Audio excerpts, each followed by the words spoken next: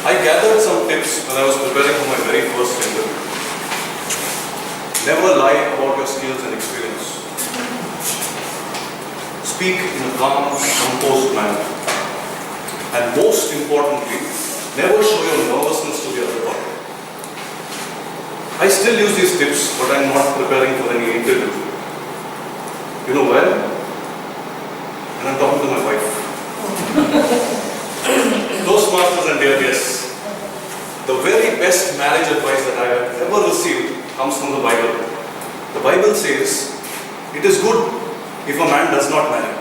I wish I was more than this. How many of you are yet to be married here? I wish I was. Look at how cheerful you are. You are all envious if you trust me.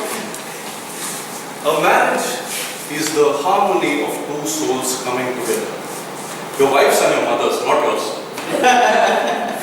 Your role in this arrangement is similar to that of the Vaga word. You have to try to maintain peace and try not to get violated yourself multiple times. Now, when I came to know that my next speech has to be on vocal variety, I knew it had to be on my wife. You see, not only is she my better half, she's also the louder half. Toastmasters and dear guests, we have been married for 1 year, but we've known each other for 10 years. Over this period, my wife has had many good experiences and some bad experiences with me. On the other hand, I have had several good experiences and I call them learning opportunities. Now, with whatever learning I have gathered, I would like to share with you my top 3 tips on how to survive marriage.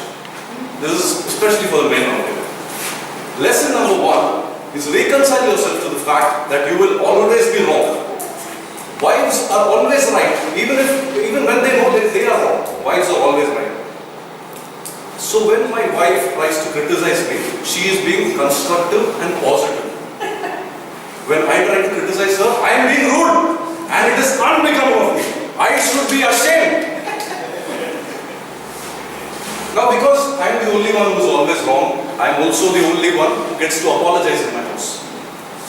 One day, my wife said that she was wrong about something and she apologized to me. I looked at her in the same way that an unprepared student looks at a question paper. I was puzzled and dazzled by her apology.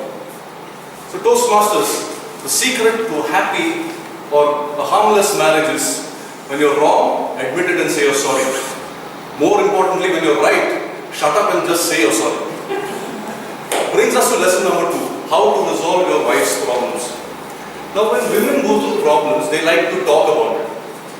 It's not because they're looking for solutions, they just want to voice out their issues. So when your wife, and the problem is that when a man has a problem, he wants to try and fix it. So this creates a conflict. So when my wife comes and tells me I have this problem, I am supposed to empathize with her. If I offer solutions, her emotional need of being heard is not being met. There's a simple fix for this issue. Now whenever a woman comes and shares a problem, or whenever your wife comes and shares a problem with you, just repeat whatever she has said in the form of a question. But try to use different words. I'll give you an example.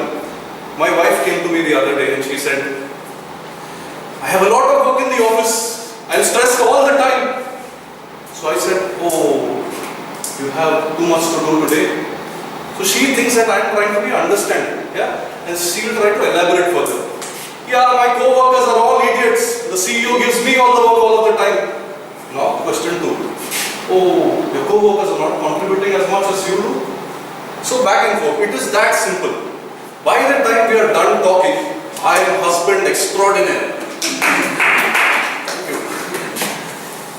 But this trick works so successfully that I became overconfident. This does not work when she actually asks you to solve a problem. One day she told me the tube light in our kitchen has fused out, you need to change it. Overconfident. I tried this trick. Oh, so you will not be able to cook today?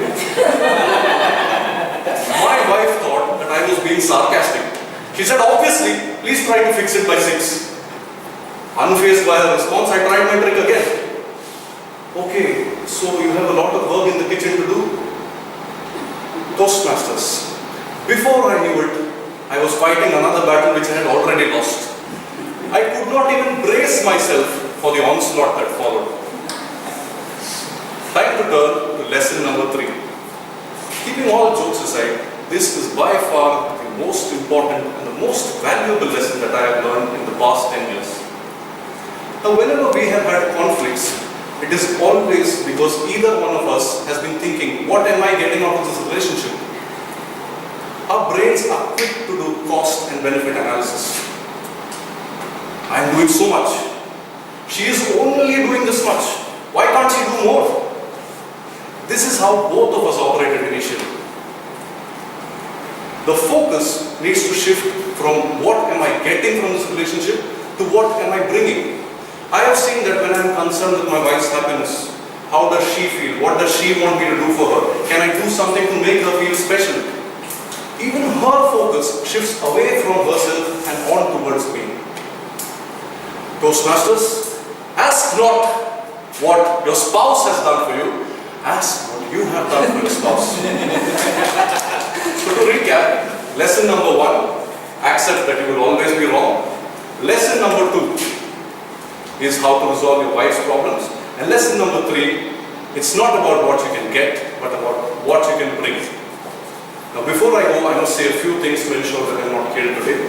My wife is the most beautiful woman, and what was the other thing she said?